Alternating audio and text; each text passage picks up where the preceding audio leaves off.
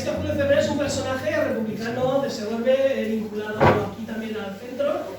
Y bueno, nos parecía súper importante que hubiera una conferencia de Julio Cervera, y como Vicente Gómez es tan agradable y siempre se presta esas cosas y demás, pues hemos decidido utilizarlo para nuestro favor y nos lo han dicho que sí. Entonces, bueno, para mí es un verdadero placer tener a Vicente Gómez aquí en esta casa, porque ya sabéis que es un gran orador que convence, que si vendiera mantas no vendería mantas. Entonces, para mí es de verdad un verdadero placer tenerlo en esta casa para escuchar una conferencia sobre Julio Cervera, uno de nuestros ilustres que tenemos en Segovia. Así que os dejo con todos nosotros para Vicente Gómez. Gracias.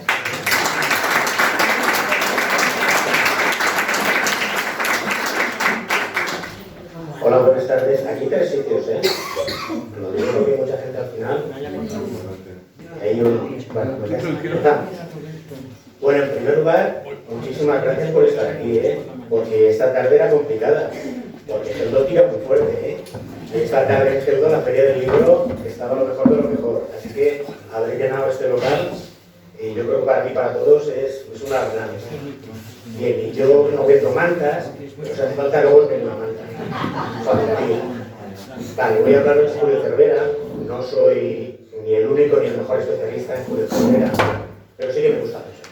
Creo que es un personaje muy especial. Para mí sí que lo ha sido durante muchísimo tiempo, y a mí me encanta hablar de Julio. Ya desde aquí hace 10 años, cuando Pedro puso fuera la pintura de Julio Cervera, cuando se tituló Ateneo Republicano Julio Cervera, y he vuelto otra vez. Bien, me gustaría en primer lugar plantearos mi relación con Julio Cervera. Y es muy especial. Dura ya 30 años. Yo soy viejo, pero tanto no. 30 años, porque hace 30 años el Instituto de Cultura de Palencia comenzó con un boletín de estudios, y ese boletín de estudios tenía una sección que se llamaba Nuestro Personaje. Y esa sección me tocaba escribirla a mí. Y lo que intentábamos era plantear... No me voy para allá porque creo que sí. Lo que intentábamos era plantear en la historia, la biografía de personajes de la comarca que estuvieran olvidados y que fueran representativos y que merecían un reconocimiento. Y yo en aquel momento tenía 2 personajes en mi cabeza. Uno era Vicent Peris, que después de muchos años, hace 2 años le hicimos la conmemoración que se merecía, el capitán general agermanado, y otro era Julio Cervera. En aquel momento, hace 30 años, yo me decidí por Julio Cervera, y me decidí porque no sabíamos nada de él. Porque el Ayuntamiento de Segorbe, el primer ayuntamiento democrático, volvió a poner la calle que todos conocemos hoy, la calle Julio Cervera, pero había muy poquita más información sobre él. Estaba lo que ponía la esposa Calpe, una referencia del obispo Aguilar y poquito más. Y yo pensé, bueno, pues me tiro al ruedo, a ver lo que encuentro, y si no sale, pues haré otra cosa. Y bueno, sí salió de todo. Y hubo que empezar a cortar, porque aquello era interminable. Y salió la primera biografía, bueno, una biografía sencilla, humilde, pero que dio paso a muchas más cosas. Porque en los últimos 30 años, Julio Cervera directamente ha explosionado, no él, que ya está muerto desde el año 27, por su figura. Primero salió la biografía, a partir de ahí, en el año 2004, un catedrático de la Politécnica, Jesús Sánchez Miñana, un auténtico especialista en telecomunicaciones, hizo un libro, que baja no tan grande, sobre las telecomunicaciones en España. Y ya hablaba de Julio Cervera y todo el progreso que había planteado en el tema de la telegrafía sin hilos.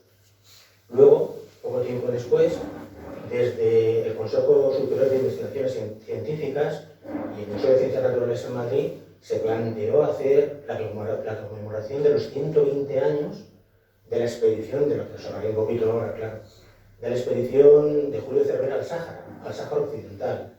Y se hizo un libro y se hicieron muchísimas cosas. Y a partir de allá fue todo en cadena. Luego llegó un aporte circunstancial muy pequeñito, pero es que lo rompió todo. Porque hubo un señor, un tal Ángel Faust, que hizo un libro sobre la radio en España. Y este señor se le ocurrió decir que la radio no lo había inventado Marconi, que la había inventado Julio Cervera. Y a partir de ese momento todas las televisiones, todas las radios y los periódicos empezaron a decir que había uno de Segovia y había un toda la radio. Y ya fue en cascada. Luego está aquí Rafa Martín, ahora no lo veo, pero sé que está por ahí. Hizo una exposición muy bonita en la Casa Garcerán. Luego tuve una oportunidad de oír hace creo 2 meses a Vicent San Pedro, que es un especialista en masonería. Hizo un libro estupendo sobre el compromiso político y masónico de Julio Cervera. Es decir, ahora sí, ahora hay un montón de material, muchísimo, para hablar de Julio Cervera. Así que ni soy el único especialista ni posiblemente sea el mejor. Pero sí que tenéis aquí y os tenéis que aguantar. Así que vamos a ver.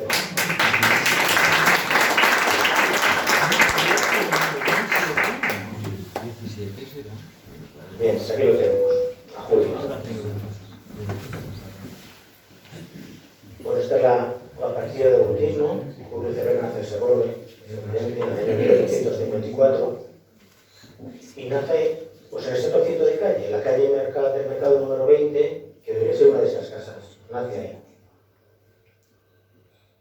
Vamos a ver, Julio Cervera, su padre era boticario, era farmacéutico, venía de Viver y por lo tanto tenía una posición económica desahogada.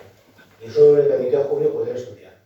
Primero estudió pues, las primeras letras que se dice, se preparó para el bachillerato, fue al examen de ingreso libre, lo aprobó en el Instituto de Castellón, en el Ribalta, bueno, hoy en día es el Ribalta, y después se fue a Valencia.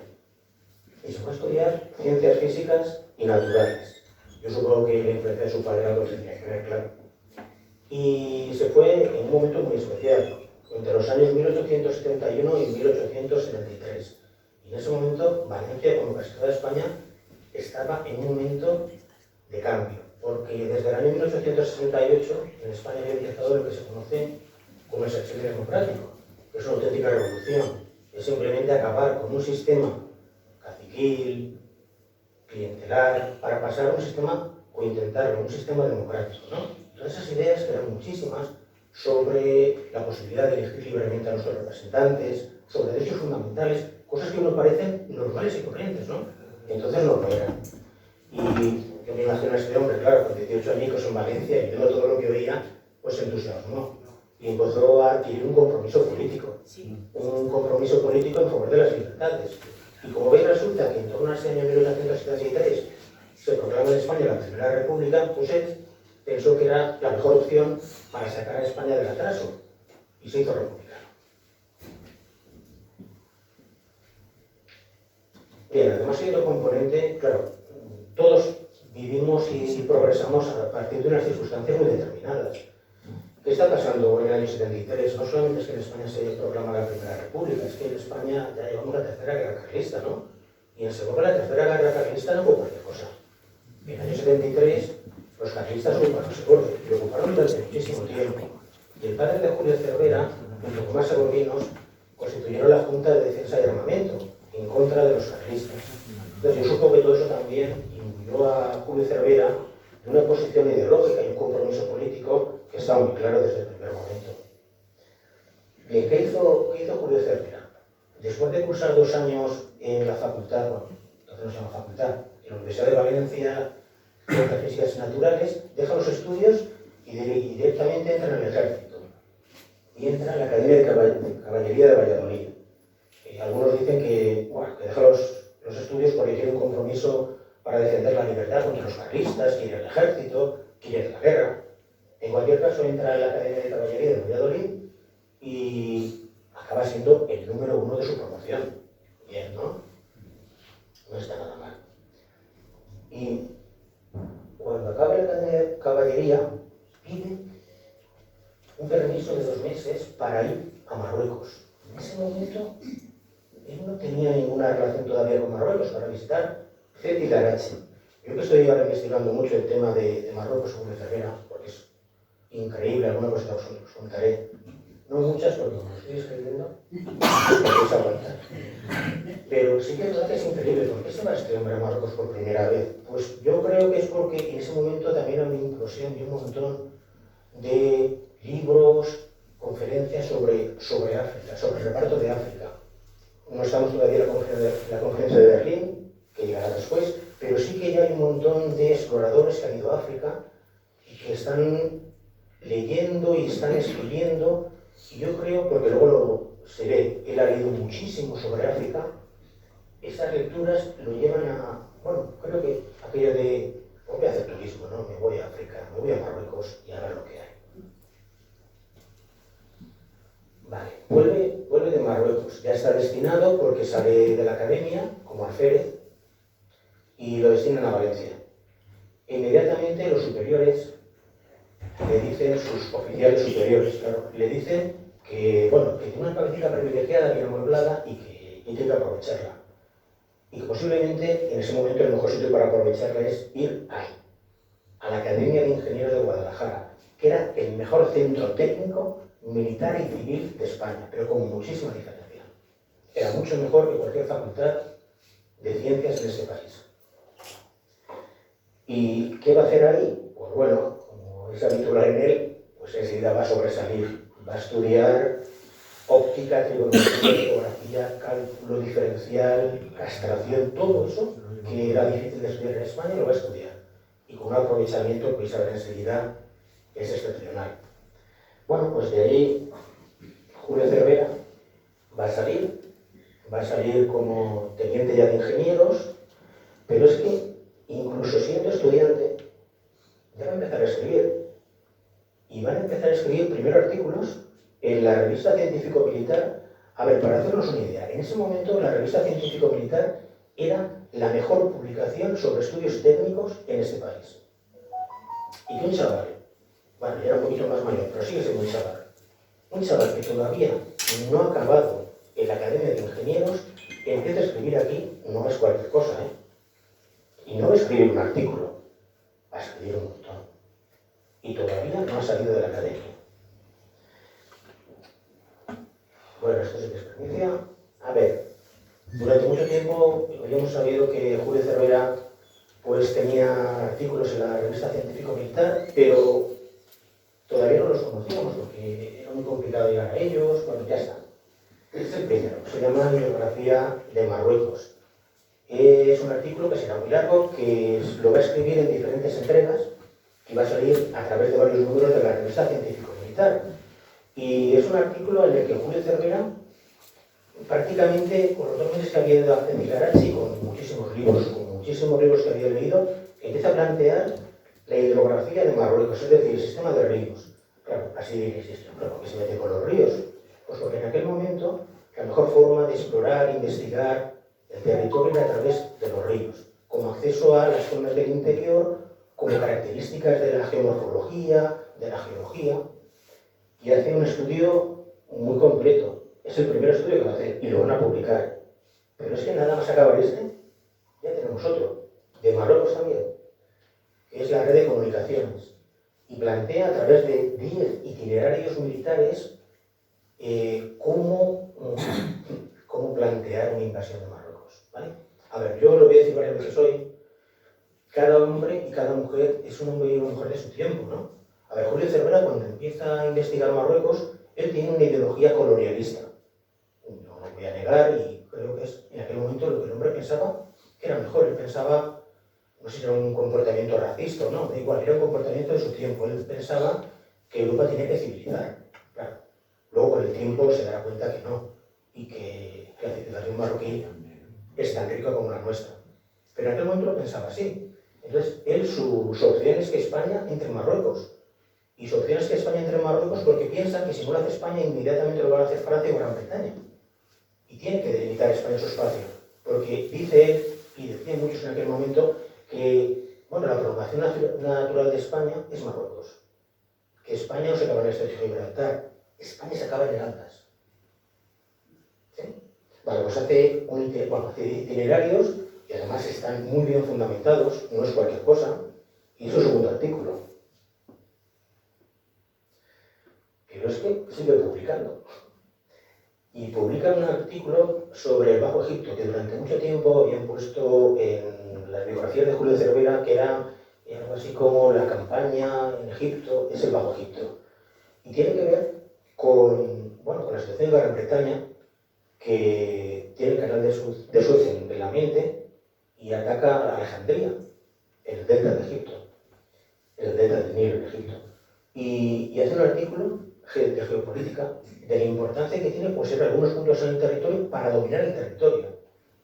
Es decir, este señor no es que se lo ha avanzado su tiempo, es que es una persona que está viviendo unos momentos determinados y se da cuenta que hay que poner una pija en Flandes, que hay que empezar a trabajar sobre una posición que España dejó hace mucho tiempo ya. Bien, pues, junto con este y muchos más, que le llevan a su primer gran libro. Todavía sigue siendo jovencito, ¿eh? Y poco conocido. Y la misma revista científico-militar le edita un libro. Ahora ya no solo, bueno, edita un montón de artículos, aparte de lo que os he dicho ahí, y va a editar un libro, este ya es un libro, La geografía militar de Marruecos. Hasta ahora habían habido algunos libros en castellano, otros en francés, inglés, alemán, italiano, que se los lee todos, porque este hombre es una bestia, y plantea, a través de sus experiencias y los libros que ha leído, la geografía militar de Marruecos. La verdad es que es un libro excepcional. Bueno, yo os pongo, porque es lo más llamativo, claro, pues pongo los croquis, los mapas, pero la geografía militar de Marruecos no solo es hablar sobre la geografía, es decir, la disposición de los puntos clave, los ríos, las montañas, no, es hablar también sobre la situación geopolítica y además sobre etnografía, sobre la gente que vive allí, cómo vive, la cultura que tiene, la religión, cómo afecta eso a la población y cómo afecta a la guerra. Bueno, esto es un plano, un croquis sobre Melilla. Esta es la bahía de Tánger, que en aquel momento era la capital diplomática de Marruecos. Y este es un mapa de Marruecos. Muy bien hecho ya, ¿eh? Bueno, ahí no le veis la calidad, pero es un mapa espectacular. Se hizo aparte, se editó aparte del libro y luego se dobló y se metió dentro del libro. Es un mapa muy bonito. Vale, y llega otro momento importante. A ver, este hombre cuando empieza con la geografía militar de Marruecos, él pensaba que esto se meterá. ¡Buah! Y tanto que se metió. Y tanta repercusión que tuvo. Porque en aquel momento en España empieza lo que se llama el lobby colonialista. Es decir, grupos de personas de la élite diplomática, política y militar que están planteando que es como hace Francia o Gran Bretaña, que España tiene que dar un paso y tiene que intervenir en Marruecos. Ese lobby colonialista, ese círculo de influencia, va a ponerse en contacto con Julio Cervera y le va a plantear la posibilidad, ahora sí, con muchísimo apoyo, de que vaya a Marruecos y que haga un viaje de 4 meses para poder investigar la realidad de Marruecos. Esto ya no es cualquier cosa. Vale, durante los meses de septiembre, octubre, noviembre y diciembre se va a desplazar a Marruecos y va a empezar a plantear un viaje que algunos dicen que es un viaje de espionaje, de información, y que otros dicen simplemente que es de conocimiento del territorio. La verdad es que nunca sabremos muy bien cualquiera de las dos cuál era la buena. Ese viaje, que primero se hizo en un manuscrito, luego pasó a un libro que se hizo una reedición mucho más tarde. Esta es la reedición, que tiene mapas magníficos y que todo el mundo recuerda por esto. A ver, esto es Julio Cervera. Julio Cervera, con la indumentaria marroquí. Entonces él, que es un poco pillín, en el primer manuscrito, él plantea que va a Marruecos para conocer Marruecos y que recibe el apoyo del Estado, pero no dice más. Pero en el segundo, cuando ya lo publica, yo creo que es creando un halo de misterio, dice, no, es que vinieron a verme, no puedo decir quién vino, me mandaron una misión, no puedo decir cuál es, como diciendo, esto es otra cosa, esto es un servicio de espionaje. Y para darle más empaque, pues vamos a ver, si yo me voy a Marruecos y no quieren saber quién soy y no quieren descubrir lo que quiero hacer, pues ¿qué tengo que hacer? Voy a intentar hablar árabe, que va a ser difícil, me voy a vestir como ellos, voy a adoptar sus conocimientos si puedo y su forma de ser.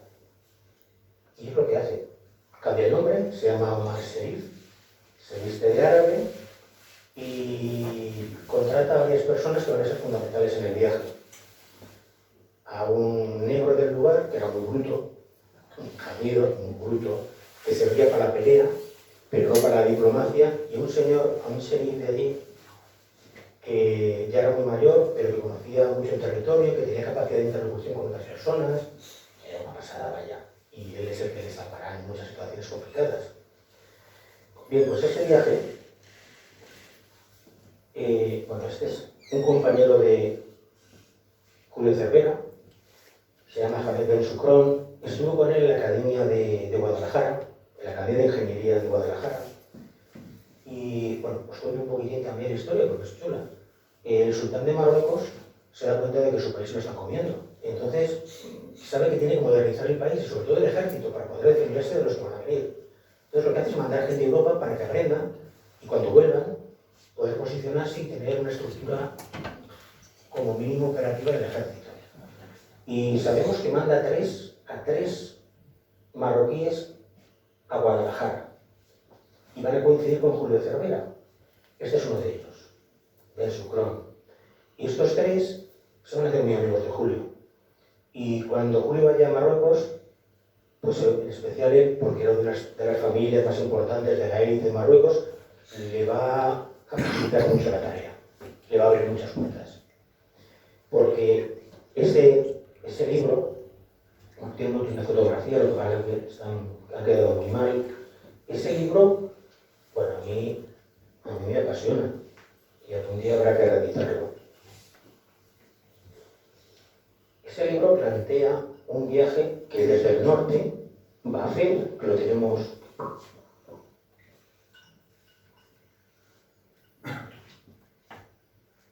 Vicente, ayúdame. Ahora. Vicente y yo, sabéis que somos pareja, de hecho, nos dejaron la otra día. Y yo no puedo estar sin él, y él creo que, bueno, yo no puedo estar sin él sin mí, seguro que estará. Y él es el apoyo técnico y muchas más cosas. Pues bueno, aquí, sale de aquí, ¿vale? Ángel se va a hacer, bueno, y le pasa de casi todo. Y la verdad es que como el tío además escribe muy bien, es como una novela de aventura, ¿no? De todo lo que les pasa, porque es impresionante. Llegan a Fez y desde Fez, a través del río Segú, que está aquí, de salir al Atlántico. Porque él plantea, es un tío listo ya, él plantea, a ver, España, estamos aquí y nos empecinamos siempre en atacar por aquí. ¿Qué es lo que hizo España, no? En 1860 España atacó el norte de África por aquí, ahí, Tetuán. Y luego hicimos más veces, por Melilla, aquí. Y luego por Ceuta. Bueno, no intento hacer una apología militarista, ¿eh? ¿Y qué plantea? Hay que entrar por aquí, por el Segú, por ese río hay que entrar. Por tanto hay que conocerlo. Y ahí se va, baja hasta aquí y vuelve hasta la costa y luego sube. Bueno, pues esos 4 meses son de auténticas aventuras, los secuestran, le roban, les pasa de todo. Y el hombre se pone muy malito, porque coge calenturas, coge disentería, y cuando llega al final, pues porque la quinina y el láudano hace efecto con él, porque no se habría muerto. Y llega otra vez para salir caminito a España. ¿Vale? Bien, pues este viaje es sorprendente. Y cuando se publica más todavía. Entonces, ya estaba en los ojitos de mucha gente. Julio Cervera ya estaba mirado por mucha gente. Dicen que los servicios de espionaje, el CNI hoy en día, sabe buscar bien a los espías. No sé si agarra alguno, pero lo busca muy bien. Yo creo que lo era. Entonces, ¿cuál va a ser el siguiente paso? Bueno, pues vamos de más a mejor. El siguiente paso ya es espectacular. Bien, la expedición al Sáhara. El Sáhara Occidental. Todos sabemos que el Sáhara fue una colonia española. Creo que todas sabemos que fue una colonia española porque Julio Cervera firmó un par de tratados importantísimos. ¿Y cómo este hombre se va al desierto, firma un tratado, le sale bien, vuelve a España? Pues cuando lo cuentas así, la gente dice, venga, tío. Yo en el instituto, cuando cuento estas cosas, digo, ¿sabes quién conquistó el Sáhara? Yo conquisto porque le da más empaque. Y uno de ese golpe, digo, sí, además me entró la radio. Pues sí, así fue. Ahí está. A ver, ¿qué hizo este hombre? Pues otra vez la Sociedad de Geografía Comercial, que era el lobby colonialista, más el ejército, están planteando intervenir en el Sáhara. Mirad. No, aquí. Vamos a ver. Aquí tenemos aquí tenemos el Sáhara. ¿Vale? ¿Sabemos dónde están las Canarias? ¿Sí? Vale. Francia y Gran Bretaña ya están copando todo el territorio. Y Francia tiene mucho interés en quedarse con el Sáhara. Y Gran Bretaña no menos. Y España está quedando fuera. Y alguien dirá, aquí tenemos arena, porque aquí todo es arena. Hombre, arena no. Arena y más cosas. Primero es una zona de protección. Quien tiene el Sáhara protege las Canarias. Segundo, aquí está uno de los bancos pesqueros más importantes del mundo. Lo sigue estando, ¿eh? El Banco Saharaui Canario. Lo sigue estando. Y además, el Sáhara es el paso de Tombuctú en el Senegal hasta Europa. Sin dar vuelta, que es lo que hacían antes. Sin dar una vuelta muy grande. Nada. Pues este espacio es importante a nivel geopolítico y económico. Y lo que van a intentar es España poner una pica en Flandes. A ver, la conferencia de Berlín va a decir en muy poco tiempo que quien quiera posesionarse en un territorio lo tiene que haber ocupado. Se tiene que demostrar que estaba allí. Y España no está allí. Si España quiere el Sáhara, tiene que estar allí. Y todas las alarmas saltan cuando hay un inglés, ya veréis, lo contaré un par de veces, que, bueno, a Julio Cervera admiraba por una parte a los ingleses, a la pérfida avión, pero por otra, les tenía una envidia espectacular, ¿no? Gran Bretaña está intentando entrar aquí. Y hay un señor, un tal Mackenzie, que a través de Tarfalla, que está más arriba, quiere empezar a poner una serie de factorías en el Sáhara. Y si entra, España se queda fuera. Inmediatamente la Sociedad Geográfica Comercial, el ejército, empiezan a buscar personas para que vayan al Sáhara. Ya habían habido 2 expediciones y marcan una tercera. Esa tercera expedición la van a componer 3 hombres, que son Julio Cervera, lo veis pequeñín, ¿verdad? Tenía 1,52. 1,52. Pero lo que dice es que los grandes hombres suelen estar en pequeño cuerpo. En este caso, hostia, si lo estaba. 1,52. De hecho, lo llaman Cerverita.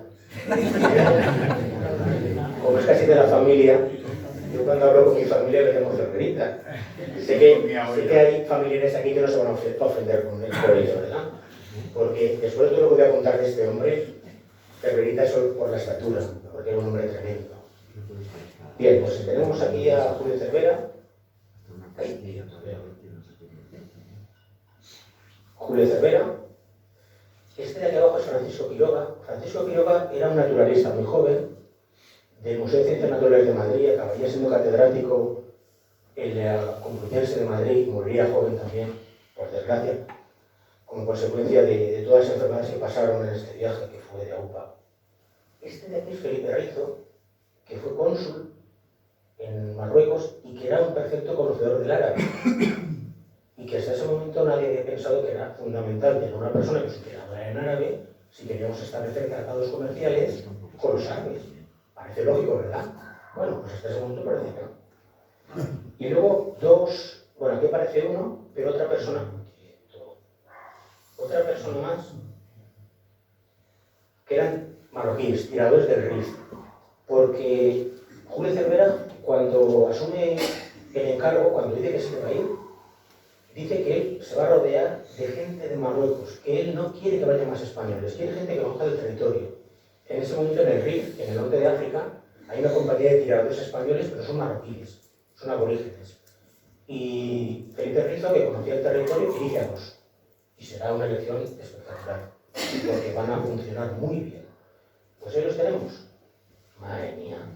Si yo os cuento que 5 hombres se adentran en el desierto, lo atraviesan entero y firman un tratado.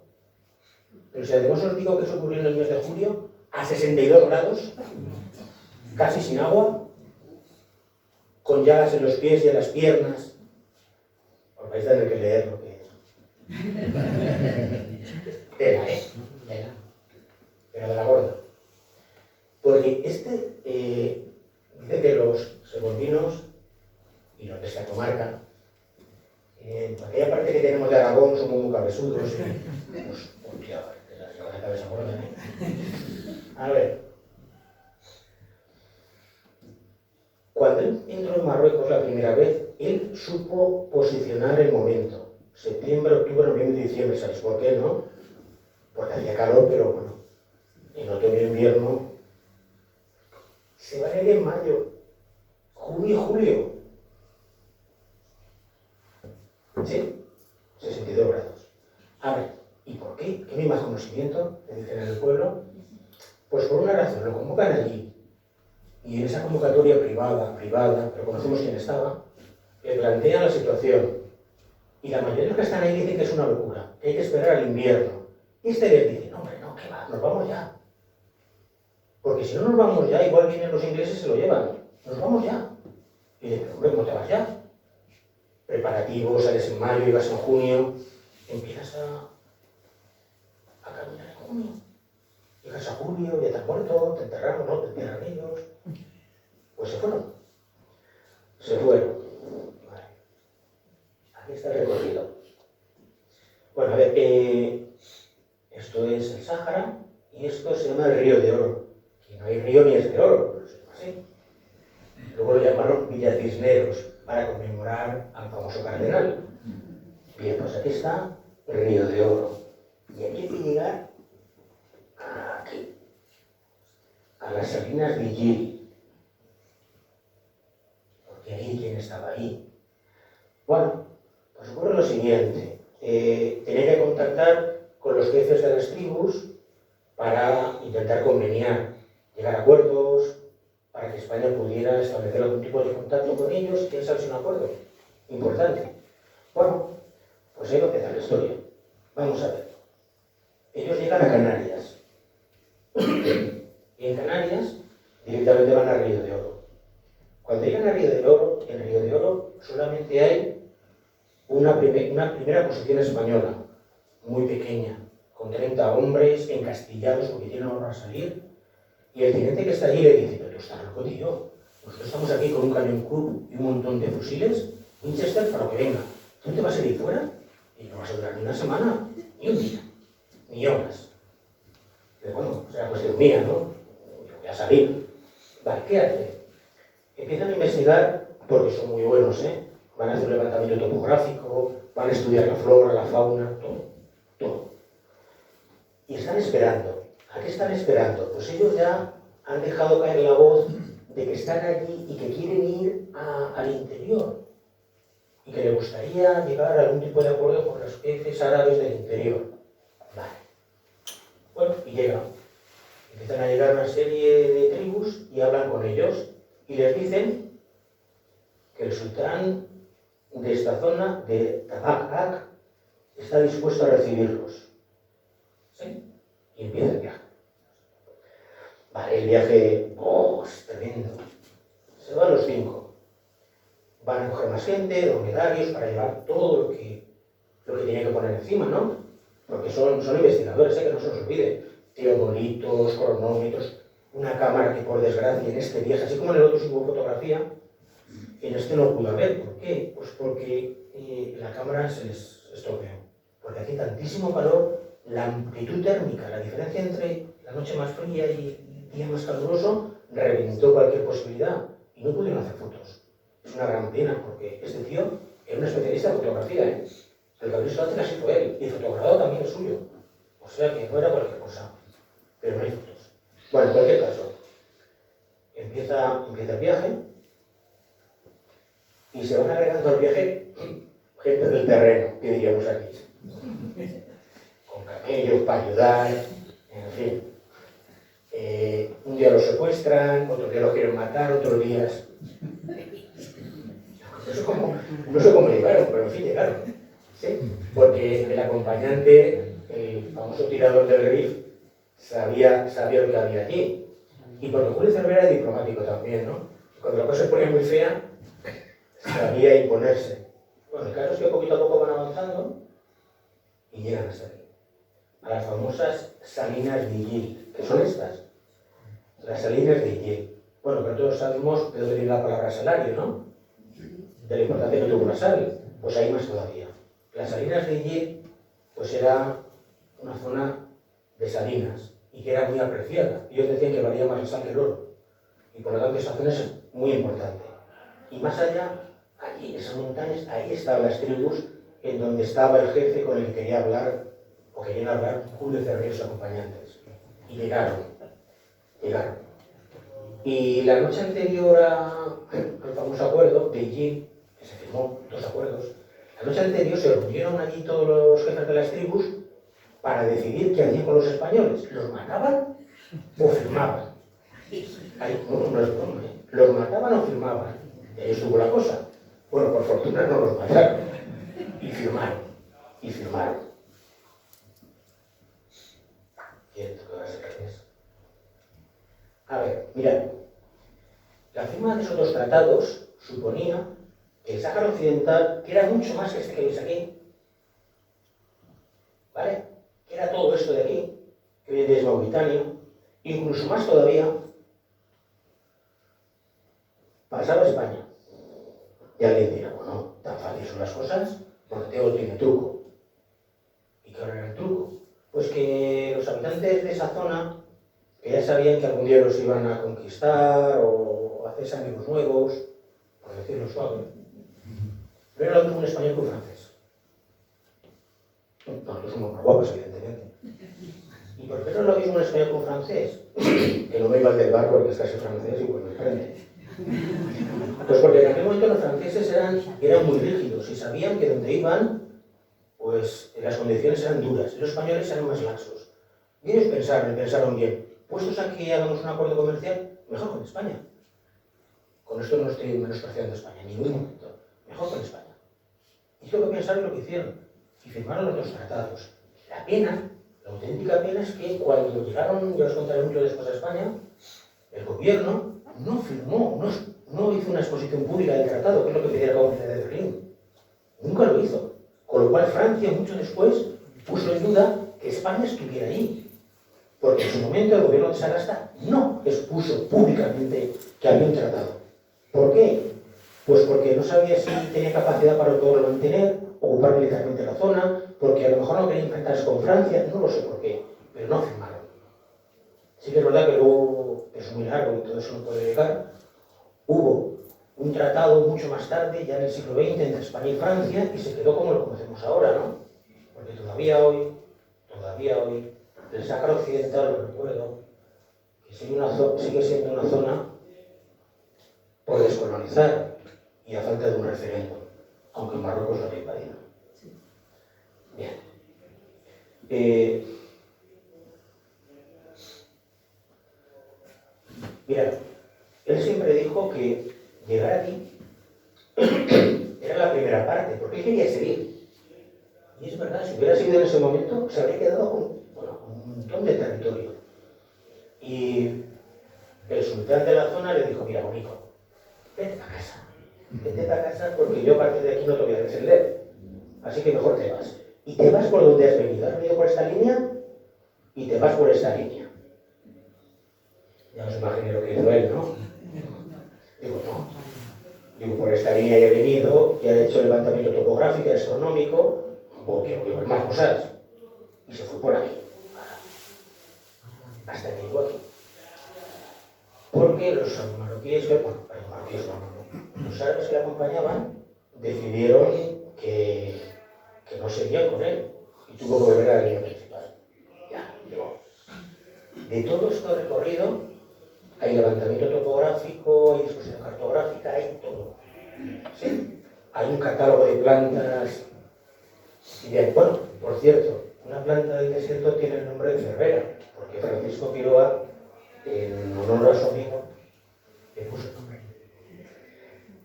Bien, y llegaron a España. A ver, llegaron en honor de multitud, claro. Y lo recibió la reina, el Consejo de Ministros, la Sociedad Geográfica Comercial, la de Historia Natural, la Sociedad Geográfica de Madrid, todo el mundo.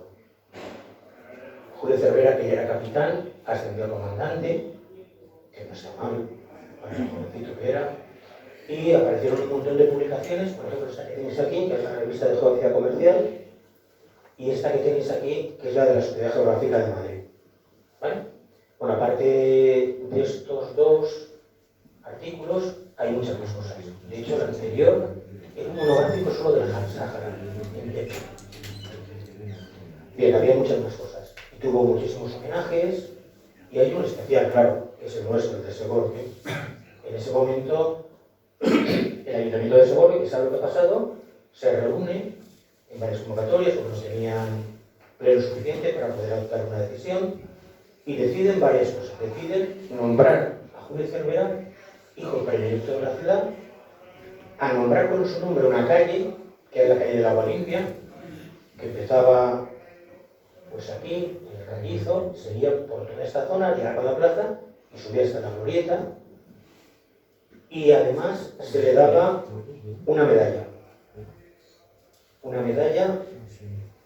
en la que reconocía a su hijo predilecto, Julio Cervera, por sus triunfos en la expedición del Sáhara en 1886, y donde había nacido se le ponía en su casa natal y se ponía una lápida conmemorando la hazaña de haber ido al Sáhara y haber conquistado el Sáhara. ¿Vale? Hasta ahí todo bien. Lo vamos a dejar ahí porque luego volveré.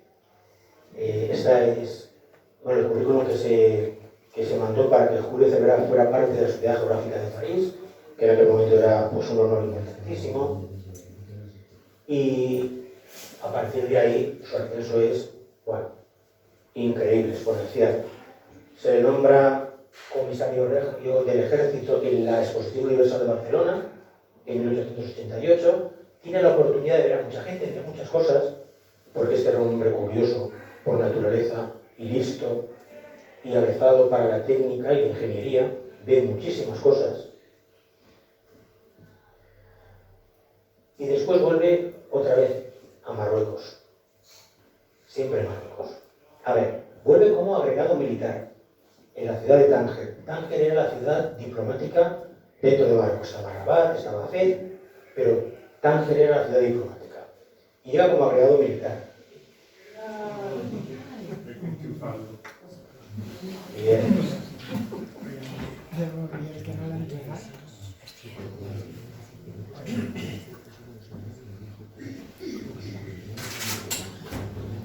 ¿Sigo? Sí. Vale, pues decía que... Me ha dicho de verdad que las 7:30 no. Yo estoy en la cuarta parte. Ya que hace tantas cosas este hombre que yo no puedo resumir. Igual si salimos todos a tomar una cerveza y volvemos, se queda contento. No lo sé. Voy a intentar. Venga, decía que llega como agregado militar a Tánger, y ahí sí, ahí directamente en connivencia con el gobierno, ahí sí que empieza a cartearse con el ministro de Asuntos Exteriores, ahora se llamaría así, y sí, es una espía. Ahora sí. Y empieza a conocer muchísimo el territorio. Pero como cambió el gobierno, bueno, pues el señor que estaba allí también cambió. Y bueno, durante ese periodo además, esto es novedoso, ¿eh? Durante ese periodo, Julio Cervera edita en Tánger una revista, El Imperio de Marruecos, y prácticamente la escribe él, con seudónimos. ¿Sí? Con seudónimos. Bien, cambia el gobierno y él vuelve a España. Y cuando vuelve a España, da una conferencia tremenda en el círculo militar, que no es cualquier sitio, dentro del ejército y de la armada. Da una conferencia que se llama sobre, no sé lo que es ahí, la diplomacia y la guerra en Marruecos. Y en esa conferencia, por decirlo muy bruto, pero para que todo el mundo me entienda, pone a caer de un burro al gobierno español en Marruecos. Porque dice que el gobierno español es incapaz de darse cuenta de la importancia de Marruecos y es incapaz de poner sobre la mesa una política coherente. Dice, es una frase suya, España con Marruecos lo que hemos hecho es ir a ganar al toro, a la vaca, que es Marruecos, para que la ordeñen Francia y Gran Bretaña. Hemos abierto las puertas comerciales con la guerra de 1860 y nosotros no vendemos nada. Y Gran Bretaña lo vende todo. Estamos fuera de juego y no tenemos ninguna capacidad de maniobra. Y la gente que está aquí, la gente que está en Tánger, son los corruptos. y han dedicado su posición directamente a llenarse el bolsillo. Claro, a ver, esto es dinamita. Es que no lo dice Vicente Gómez aquí en el Centro Instructivo de Unión Republicana, lo dice él con la élite militar y política en Madrid. Claro, eso tiene consecuencias. Pero es que no se queda ahí. Claro, quienes están ahí oyéndolo, pues empiezan a publicarlo. Por ejemplo, este es el famoso artículo del Imparcial, que empieza aquí y es entero a primera plana. A primera plana. Y habla sobre esa famosa conferencia del día 17 de diciembre de 1890. La repercusión va a ser tremenda, ¿no? Para aligerar, porque si no esto es muy largo. ¿Qué va a suceder? Pues que directamente él es un militar. Él no puede hablar sin el permiso de su oficial superior. Y lo que van a hacer es meterlo a la cárcel.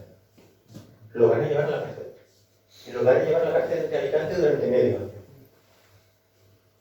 Y va a pasar a ser supernumerario sin sueldo, es decir, fuera del ejército. Vale, volvemos un poquito a Segorbe. Durante ese periodo, Julio Cervera, que ya había empezado mucho antes, eso lo explicó muy bien cuando vino Vicente San Pedro, que era su parte sobre la masonería. Julio Cervera, ya en 1877, cuando estaba en la Academia de Caballería en Valladolid, ya había entrado en relación con la masonería, porque en aquel momento muchos oficiales, sobre todo los jóvenes, eran masones. Era como una cosa muy normal. Y él siguió dentro de la masonería subiendo en el escalafón hasta ser grado 33, que dentro de la masonería es el máximo grado. Bien, pues cuando llega a Segorbe, funda una logia masónica. Ya nos contó Vicente San Pedro que había varias logias con militares que habían venido a Segorbe durante la guerra carlista. Vale, pues funda una logia masónica, la Luz del Palacio. Y además él no se esconde, lo dice públicamente. Claro, eso va a tener repercusiones, porque va a entrar en contraposición con el alcalde, con el obispo Asís de Aguilar. Además va a ser una confrontación fuerte, dura. El obispo le estimaba, y él al obispo también. Pero claro, había una diferencia ideológica y de posición ante la religión, porque él se considera católico. Julio Cervera se consideró siempre católico, y de hecho cuando el obispo en el púlpito plantea la maldad de la masonería, él responde, y responde con una hoja volante, con una hoja impresa que se llama Carta de un católico y masón grado 33, diciendo que él es masón y que no lo oculta, y que es masón y es católico, y no es incompatible una cosa con otra. ¿Pero cuál es el resultado?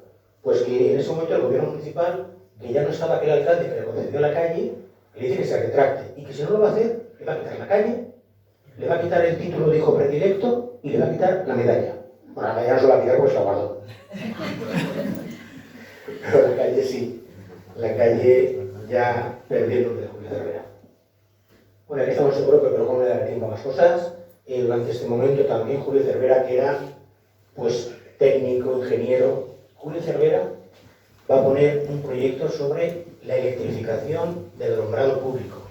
En Segorbe, ya sabéis, porque alguna vez lo ha dicho Rafa Martín, que Segorbe fue la segunda ciudad de España que tuvo alumbrado público con electricidad.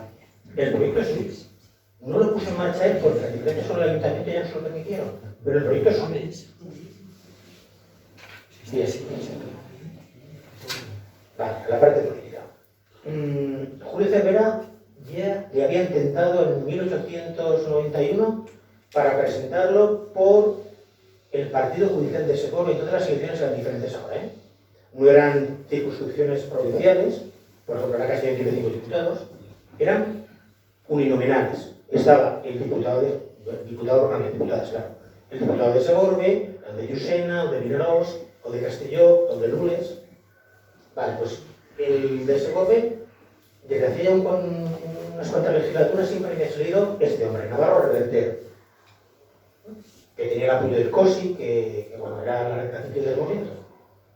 Entonces, en el año 93 presentan a Julio Cervera como candidato republicano para el distrito de Segorbe. Creo que esta parte la sabéis, no somos un cucharazo, pero yo la apunto igual. Vamos a ver. Este hombre, Navarro Reverter, cuando vio que el candidato liberal tenía mucho apoyo en Viver y sobre todo que se presentaba Julio Cervera, que tenía mucho apoyo en Segorbe, Navarro Reverter le pide al COSI, a la renta civil, que lo cambie de distrito, que lo lleve a Llucena. Pero dice, tú, lo toca con Segorbe y te quedas en Segorbe. Y la verdad es que la campaña, no son como las de ahora, pero cuando vino Navarro Reverter la primera vez no se la recibió muy bien y les temía lo peor. Bueno, llegamos a las famosas elecciones, año 93. Se hacen las elecciones y pasan varias cosas. Hasta Génica se ha hecho el escrutinio y el ganador en el distrito de Segorbe, por poquita diferencia, era Julio Cervera. En Segorbe es espectacular, En Segorbe Julio Cervera triplica en votos a Navarro Reverter. Pero la comarca gana por poquito. Pero en Génica todavía no habían escrutado los votos. ¿Y qué estaba pasando en Génica? Pues en Génica estaba pasando alguna cosilla. En Génica, en el ayuntamiento, los bajos del ayuntamiento era el escrutinio. Vale, entonces, ¿qué pasó? Pues que el presidente de la mesa ordenó que todo el mundo saliera del bajo y lo cerró. Pues como había mucha gente molestaban para votar. Mucho barullo, la gente se despista y conta mal. Entonces los hizo todos fuera. Y inmediatamente, no Julio Cervera, el candidato liberal que se entera pide que baje el notario de Viver, porque no hay notario en Génica, y que deje de lo que está pasando. El notario de Viver baja y toca la puerta y no le abre. Y cuando le abren, porque habéis cerrado, porque había mucho jaleo. ¿Dónde están las papeletas? Las hemos quemado. Pero hombre, ¿cómo habéis quemado? No, ¿para qué? Ya está contado, ya está. ¿Y por qué no habéis puesto el resultado de la puerta? ¿Para qué si ya lo sabemos? ¿Qué más te da? En fin, no lo podemos imaginar, ¿verdad? Pues se llama cucharazo, a lo grande, a lo grande. De la victoria de Julio Cervera se pasó a una victoria amplia en la comarca de Navarro Reverter. Hubieron más cosas, ¿vale? Pero no me da tiempo a todo. Eso es lo más importante. A ver, esto no fue Julio Cervera, porque los republicanos poco tenían que decir, pero el liberal se enfadó y lo llevó a la Comisión de Actas Graves de Madrid. Cuando las cosas no estaban claras, se llevaban allí. ¿A qué? Había un acta notarial con cuestiones muy graves, ¿no? Eso quiere decir que le iban a tirar para atrás, que iban a anular directamente la elección. Pero no la anularon. ¿Por qué no la anularon? Pues porque el Partido Liberal, que es el que se iba turnando con el Partido Conservador, dijo, vamos a ver, hoy por ti, mañana por mí, ¿sí? Total, si la anulamos, ¿quién se va a quedar con el distrito? Un republicano. Pues te lo quedas tú. Así fue. Y Julio Cervera se quedó fuera de momento. Bueno. Vuelta a Melilla, vuelta a África. 1893, guerra del Margallo. Una guerra no tan terrible como la que van a venir con Marruecos, pero la primera guerra importante después de Tetuán. Julio Cervera vuelve al ejército. Inmediatamente, el teniente general, que está en Melilla, que es este hombre de aquí, Manuel Macías, que lo conoce y que sabe que es una cabecita privilegiada, lo llama. Y lo nombra ayudante de campo, es decir, lo tiene a su lado todo el rato. Para cuestiones estratégicas de artillería, lo tiene ahí. Y de hecho va a ser fundamental, porque va a plantear una serie de disposiciones tácticas, técnicas, que van a permitir salvar dos puestos importantísimos en la frontera. Y de hecho se le va a conceder la Cruz Roja del Mérito Militar. A este señor lo habían tirado, por hablar donde no tenía que hablar.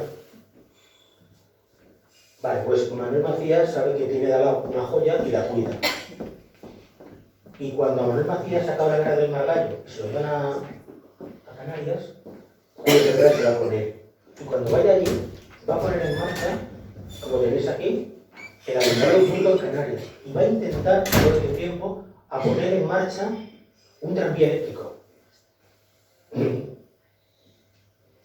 Bueno, pues, tuvo una calle, esa calle estaba aquí, en esta zona, que es donde está la fábrica de la luz, pero con la reordenación de Canarias y gracias a la gente de Canarias, que se acordó de Julio, cuando reordenaron todo le dieron otra calle. Es la verdad que no es la calle principal como en Segovia, pero bueno, es la calle Julio Cervera en Canarias. Y de aquí a Puerto Rico. Manuel Macías se va a Puerto Rico y Julio Cervera se va con Manuel Macías. Y empieza la guerra de Cuba y de Puerto Rico. Porque claro, todos nos acordamos de Cuba, pero ¿qué era de Cuba y de Puerto Rico? Bueno, de Filipinas. ¿Vale? Y a Manuel Macías lo llevan a Puerto Rico. Y Julio Cervera va con Manuel Macías. Y tiene dos intervenciones tremendas. Una es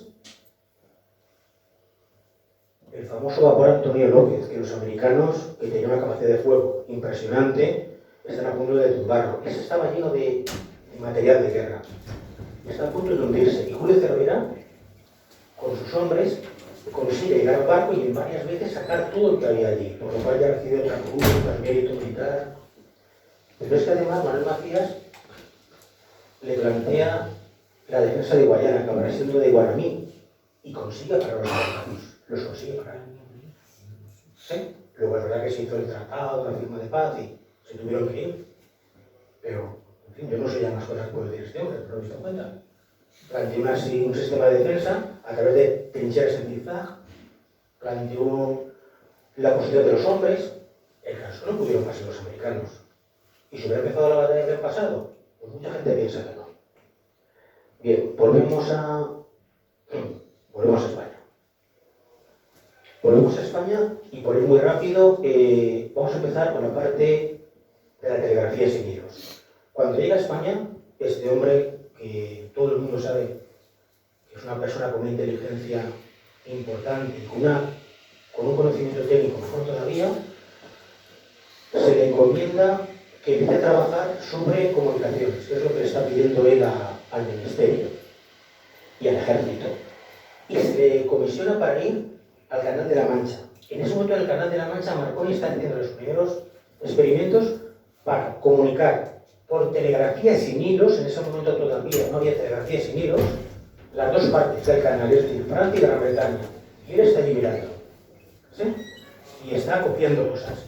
Pero va a hacer un sistema completamente nuevo. De hecho, lo va a patentar.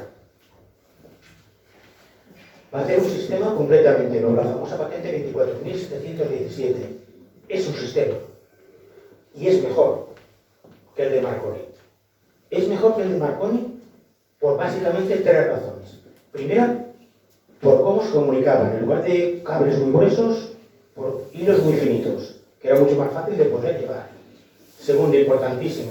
¿Sabes cómo funciona el Morse, no? Tic, tic, tic, tic. Pues lo que hace es, bueno, nos parece una tontería, pero en aquel momento no lo había hecho nadie. Plantea que directamente las señales pasen a un teclado, como el de la máquina de escribir. Y desde ahí, escribir. Con lo cual, los fallos son muy pequeños, si es que los hay. Y lo más importante, un amplificador multiplicador. Marconi estaba comunicando 6 palabras por minuto. Julio Cervera llegó a conseguir entre 26 y 30 palabras por minuto. Esa es la patente en Gran Bretaña. Los experimentos que empiezan a hacer en Madrid, en el cuartel de la montaña, lo que hoy en día es la Plaza de España, arriba donde está el famoso templo de Degó, pues ahí está el cuartel de la montaña. Empiezan las primeras pruebas entre una habitación y otra, entre una posición y otra del cuartel, hasta 10 kilómetros. Y todo sale bien. Vale, me vais a permitir que vaya aquí y luego volveré. Bueno, aparte empieza a plantear el famoso torpedo teledirigido, que al final no le dio caso a nadie. Y se le encomienda para que haga un sistema que permita entre Ceuta y Tarifa comunicar sin hilos. Esta es Monteares en Ceuta y esta es Cerro del Morro en Tarifa. Y lo consigue comunicar. ¿Sí? Y lo hace bien.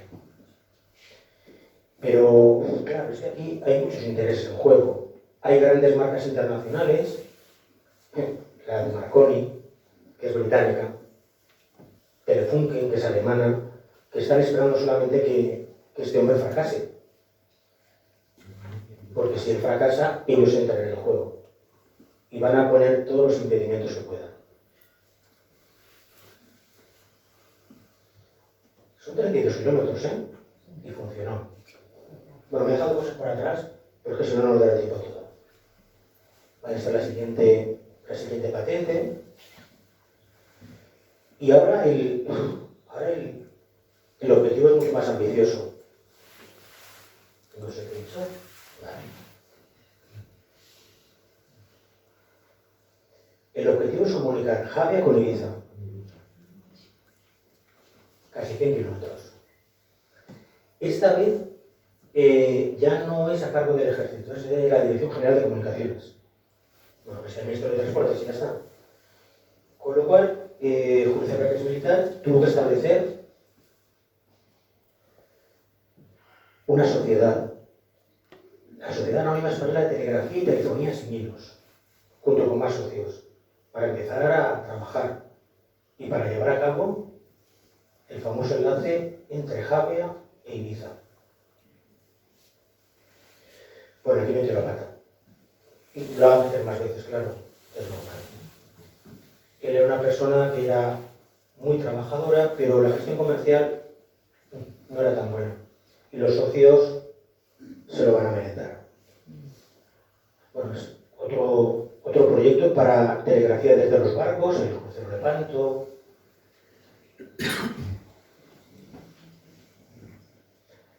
A ver, 30 de diciembre de 1902.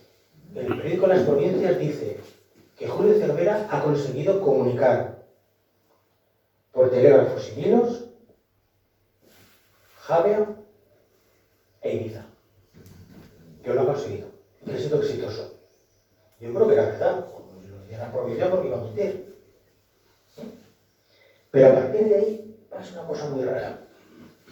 Inmediatamente después, Julio Cervera lo deja todo. Y se va. ¿Por qué deja la sociedad? ¿Por qué deja el proyecto? Si iba bien, si tenía avisos de que podía ser perfectamente compatible con la situación económica, técnica, logística. ¿Por qué? Bueno, él va al médico para que le dé la baja. Y le dice que tiene una neurastenia de origen gastrointestinal para entendernos que tenía depresión. Pide 2 meses y se va. Y se va a América.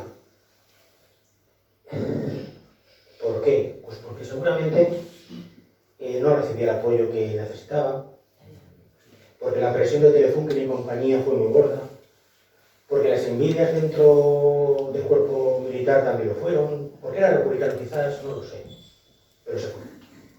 Y ya nunca volvería a hablar sobre telegrafía sin hilos. ¿Sí? Porque detrás de la telegrafía sin hilos estaba también la telefonía sin hilos, es decir, el principio de la radio. Y dice Ángel Faust que hay patentes que demuestran que él patentó la radio unos cuantos años antes que Marconi. Claro, nunca la puso en práctica, eso es verdad. En cualquier caso, bueno, ya sabéis que bueno, Edison era un jeta, eso lo sabéis, ¿no? Edison era un jeta tremendo, que no inventó casi nada, él se aprovechó de los demás. Pues bueno, ¿qué tenemos aquí? Tenemos a Tesla, que no es el de ahora, pobrecito mío, acabó en la ruina total. Nikola Tesla, tenemos a Hertz y tenemos a Cervera.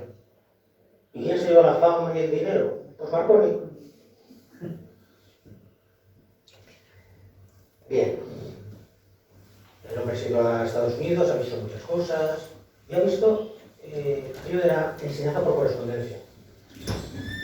Que en España no había, en Europa no había. Y dice, ¿por qué no hemos hecho esto en España?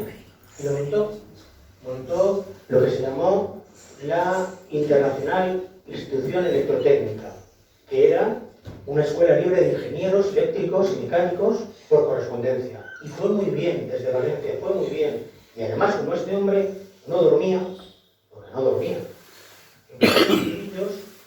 sobre cada una de las asignaturas que se iban a dar.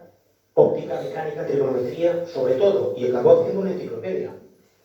Esta.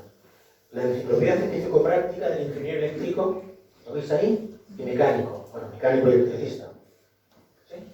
Esa enciclopedia llegó a ser utilizada en la Universidad de Valencia, porque era muy didáctica, porque facilitaba mucho la comprensión de la complejidad de la tecnología durante muchísimos años. Y aquí también le tomaron el pelo, tenía poco pelo como yo, era fácil. Sus socios de la famosa institución acabaron quedándose y lo tiraron. Y el hombre montó otra. Ahora se iba a llamar la institución Cervera. Y esto, ¿sí? Y llegamos a otro momento clave, 1908. Ahora sí que va a ser diputado en el Congreso. En 1908 va a haber una elección parcial, porque Vicente Blas Ibáñez nos suena, ¿verdad? Sí. Claro que nos suena. Bien, y Gil Morte, que también creo que nos suena, dejan el Congreso. Entonces hay dos escaños para cubrir. Y se planteó una elección parcial en Valencia. En Valencia, los republicanos habían arrasado siempre. Arrasado, ¿eh? Todos los diputados, bueno, en Valencia, a diferencia de los distritos pequeños, habían 3 diputados para elegir. Y siempre ganaban los republicanos. Pero entre ellos, entre Blasco Ibáñez y un tal Rodrigo Soriano, se daba la muerte. Además, con duelo a espada también, ¿eh? Ya ve que el de Blasco Ibáñez era muy suyo. Se daba muy mal. Y cuando se plantea que se van a cubrir 2 candidaturas, los de Blasco Ibáñez plantean un candidato y los de Soriano plantean a otro. Los de Soriano plantean a Julio Cervera. Es verdad que no fue la primera opción. Primero se planteó un tal Duhalde, que era una persona muy reconocida. Duhalde dijo que no. Luego se planteó a Mariano Benlluve, el famoso escritor. También dijo que no. Y luego fueron a por Cervera. Y Cervera dijo que sí. Vale, lo de Cervera fue una candidatura espectacular. ¿Por qué? Pues porque este hombre él lo decía, bueno, él siempre dijo, yo soy un militar, y por encima de todo soy un militar. Y eso no quita que tenga un posicionamiento. Y soy un técnico. Y por encima de todo soy un técnico, y lo que quiero es mejorar la sociedad en la que vivo. Y paso del enfrentamiento. De hecho, los 2 diputados que van a salir, Félix Azati, ¿os acordáis la calle Azati en Valencia? Periodista Azati. Y Julio Cervera, uno era de Blasco Ibáñez, del PURA, y otro era del PRR, del Partido Radical, de Rodrigo Soriano. Pues ellos acabaron llevando muy bien. Porque Julio Cervera nunca planteó ninguna cuestión de poder interno. Él lo que quería era que funcionara. Cuando fue a Madrid, las intervenciones son geniales. Hostia, sonarán, porque ¿sabéis lo que pedía Julio Cervera hace 140 años? Pedía un tren directo Madrid-Valencia. Ha costado, ¿eh? Pero como que Madrid-Albacete, Sátiva, Valencia, ¿no? Y que sea electrificado, pues suena. Y que sea doble vía. Hostia. Y criticó a las grandes compañías transnacionales que se dedicaban a estas subvenciones y a no gastarlas en lo que tocaba. Es decir, este hombre iba a lo que iba. Y cuando hablaba, nadie le rebatía. Porque sabía que tenía más razón. Yo creo que me permitiría esto que un santo. ¿Sí? Vale. Pues fue diputado. Y hay un momento muy especial. Bueno, yo os cuento, creo que la mayoría sí sabéis un poquito. En 1909, otra vez África, otra vez Melilla, empieza otra vez la guerra de Melilla. Y el gobierno español, como no tiene bastantes hombres, el barranco del lobo, los muertos, todo lo que hemos oído muchas veces, ¿no? El horror al moro malo, que mata, que viola, que quema. En fin. Frente a esa situación del barranco del lobo que España pierde, empieza a reclutar gente, a reservistas, a gente mayor que ya ha vivido la guerra, pero que estaba en casa. Y los sacan de casa para que vayan a la guerra. Gente que ya tenía hijos, un empleo, y en Barcelona la gente se rebela y no quiere subir al barco. En junio de 1909 empieza la famosa Semana Trágica. No quieren subir al barco. Y quien no deja que suban al barco son las mujeres, ¿eh? No quieren que sus maridos se vayan a Melilla porque van a morir.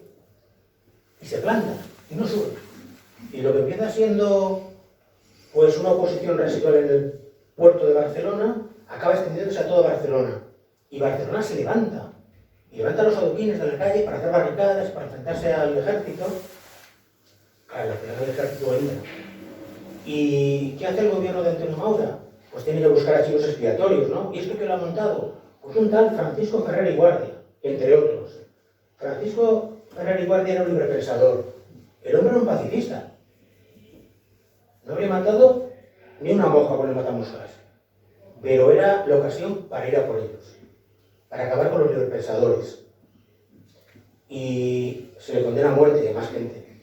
Y se le fusila en el castillo de Montjuic. Y es un auténtico escándalo. Porque todo el mundo sabe que Francisco Ferrer y Guardia no estaba detrás de los levantamientos de Barcelona. Y el mundo entero, lo veis ahí, Francia, Gran Bretaña, bueno, el mundo entero no, Occidente, hace manifestaciones, periódicos son los famosos Yo Acuso, ¿no? Yo te acuso a ti, Antonio Maura, de criminal de guerra. Y cuando en el Congreso de los Diputados sale el tema, solo hay 5 diputados republicanos, entre ellos 3 conocidos. Benito Pérez Galdós, que escribía muy bien, pero sé que el hombre un tiro para adelante no era. Azati y Cervera.